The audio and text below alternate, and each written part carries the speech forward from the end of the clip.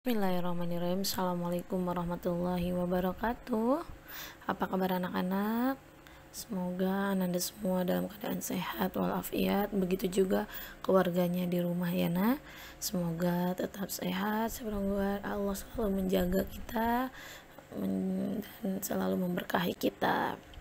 Baik, untuk pertemuan sekarang kita setelah 2 minggu lalu kita belajar mencari wakaf. Dan ada beberapa wakaf yang mungkin Bu saya nggak nemu wakafnya itu di Al-Quran saya. Ya, beberapa Al-Quran memang berbeda ya, ada yang wakafnya sama bentuknya dan ada juga yang tidak ya nak. Tapi tidak masalah, yang penting kalian paham, kalian tahu ketika kalian menemukan wakaf bentuk seperti itu, jangan asal berhenti, jangan asal ditabrak atau tetap dilanjutkan, tetapi mau tidak mau kalian harus hafal. Oh, ketika ada wakaf lazim saya harus bagaimana ya, berhenti atau lanjut. Nah, ternyata itu lebih baik berhenti. Nah, kemudian jika ada wakaf mutlak bagaimana, boleh lanjut atau berhenti ya. Nah, ternyata jika ada wakaf mutlak adalah berhenti lebih utama ya, seperti itu. Semoga pelajaran 2 minggu lalu tetap kalian bisa hafal, karena ini berfungsi ketika kalian membaca Al-Quran. Atau boleh juga caranya kalian tulis di kertas kecil ataupun menggunakan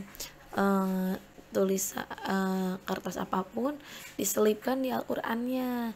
Atau juga kalau ada yang Al-Qur'annya sudah ada di belakangnya tanda-tanda wakaf, boleh. Ketika kita bingung membaca Al-Qur'an dan menemukan wakaf tersebut, silahkan kalian untuk membukanya di halaman belakangnya ya nak. Nah, sekarang kita akan mempraktekkan bagaimana cara membaca wakaf ya. Kalian bisa lihat di slide berikut ya. Ketika membaca Al-Quran itu kemudian kalian menemukan wakaf, itu ada wakaf yang di tengah ayat dan ada wakaf yang di akhir ayat. Nah, ketika di akhir ayat, insya Allah kalian udah pada tahu ya, rata-rata ketika harus di akhir ayat itu berhenti atau lebih baik berhenti. Nah, bagaimana jika wakafnya berada di tengah ayat? Seperti yang ibu bilang tadi, ketika ada di tengah ayat kalian harus hafal apakah harus berhenti ataukah harus lanjut, atau boleh pilih antara keduanya, antara berhenti dan atau boleh lanjut ya. Nah, cara membacanya ini terbagi ke dalam 4 cara ya nak. Yang cara yang pertama, jika huruf yang berada di akhir kalimat itu berharokat fathah, kasroh, domah, dan kasroh tain. Nah, jika ada harokat tersebut, domah, kasroh, fathah, domah tain, dan kasroh tain, jika bertemu dengan wakaf maka harus dibaca sukun ya. Coba kita lihat contohnya di sebelah kanan, ada kata syahidun, ada juga kata syahidin. Harokat terakhirnya yang pertama domah tain, yang kedua kasroh tain. Kemudian ketika harus diwakafkan, ketika harus berhenti, maka berubah menjadi harokat sukun, syahid. Nah, lihat kan perbedaannya. Ketika yang awalnya bacaannya syahidun, kemudian ketika wakaf harus dibaca syahid. Begitu pula yang syahidin, syahidin. Begitu wakaf harus dibaca syahid. Nah, bisa nak? Oke, nanti kita praktekkan ya. Yang kedua, huruf yang berada di akhir kalimat adalah ta marbutoh. Nah, ketika ada ta marbutoh bertemu dengan wakaf atau harus diberhentikan, maka yang tadinya tulisannya aniyatun atau aniyatin, maka harus dirubah menjadi huruf ha, aniyah.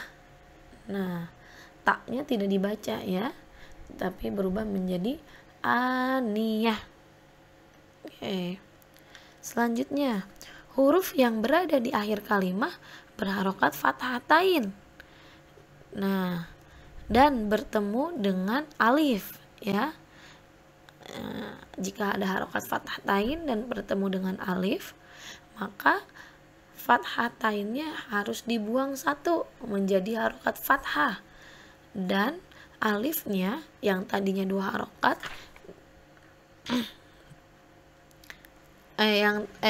dan alifnya tetap, mohon maaf, dan alifnya tetap dibaca 2 harokat, ya.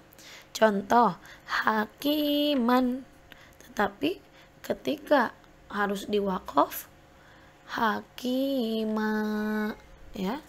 Itu. Selanjutnya nomor 4.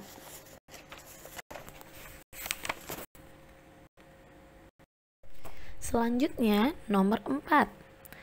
Kalimah yang huruf akhirnya bertasydid. Nah, jika diwaqafkan maka harus dibaca sukun dengan menekan bacaan. Coba kita lihat contohnya. Al-Ghaniyu. Nah, ketika harus waqaf maka dibaca Al-Ghani. Ya, sekali lagi. Al-Ghani. Ya, harus dibaca sukun dan agak ditekan. Al-Ghani. Ya, seolah-olah mau membaca tasydid tetapi ditahan. Al-Ghani. Ya, silahkan. Bagaimana nak? Semoga kalian paham. Namun jika belum paham nanti silakan bertanya ke ibu, nanti akan ibu jelaskan.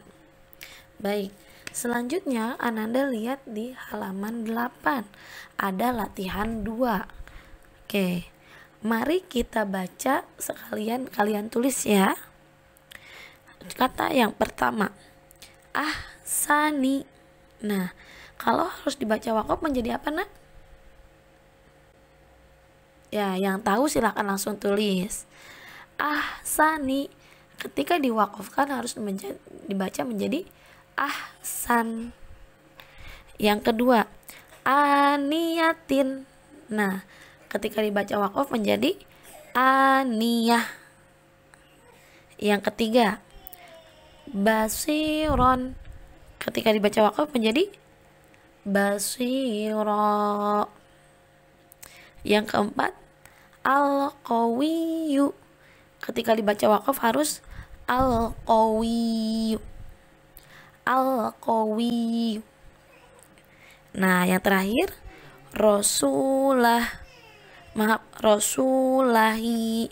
Ketika dibaca waqaf menjadi rasulah. Nah, itu ya nak. Silahkan ditulis untuk latihan 2-nya. Bagaimana cara membacanya? Latihan 2 ini tidak perlu dikumpulkan ya nak. Hanya untuk dikerjakan saja. Selanjutnya Ananda bisa lihat di halaman 9. Halaman 9 juga silahkan untuk ditulis. Berlatih menulis surat Al-Alaq ayat 1 sampai 5. Sekian untuk materi tentang bagaimana cara membaca waqaf.